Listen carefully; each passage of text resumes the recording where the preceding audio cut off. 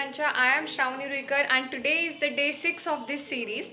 आणि आजच्या व्हिडिओमध्ये मी तुम्हाला सांगणार आहे की 10th स्टँडर्डची सुरुवात कशी करायची. सो आत्ता थोड्या दिवस तुम्हाला सुट्ट्या असतील तेव्हाच तुम्ही बेसिक वगैरे थोडंसं स्टार्टिंग केली पाहिजे स्कूल सुरू होण्याच्या आधीच. तर ती कशी सुरुवात करावी, कुठून सुरुवात करावी हे कन्फ्युजन असतं. त्यामुळे हा व्हिडिओ तुम्हाला खूप हेल्पफुल असेल.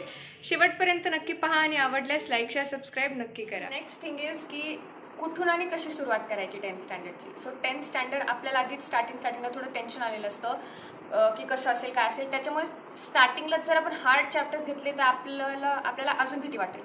म्हणून स्टार्टिंगला सोपे चॅप्टर्स जे फर्स्ट चॅप्टर्स असतात मोस्टली ते जरा इझीच असतात. सो फर्स्ट चॅप्टरपासूनच सुरुवात करायला पाहिजे. जसं की केमिस्ट्रीचं first chapter is very easy. Chemical reactions and equations त्याच्यापासून सुरुवात करा. ते खूप इझी आहे. केमिस्ट्री तुम्हाला हार्ड वाटणार नाही. अँड हां, तर तुम्ही कधी पण स्टार्टिंग करताना इझी चॅप्टर्सपासून स्टार्ट करा. म्हणजे तुम्हाला हार्ड वाटणार नाही. तुमची जी भीती आहे ती कमी होईल थोडी.